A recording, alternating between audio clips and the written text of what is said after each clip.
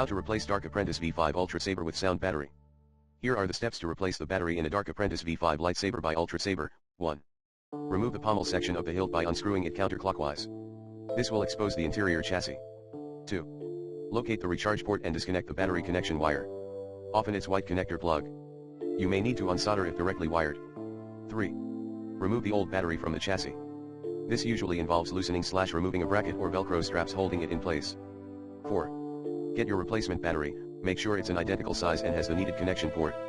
Common choices are 14,650 or 18,650 lithium-ion packs used in custom sabers. 5. Secure the new battery pack into place within the hilt chassis using the existing holder and strap/brackets if possible. 6.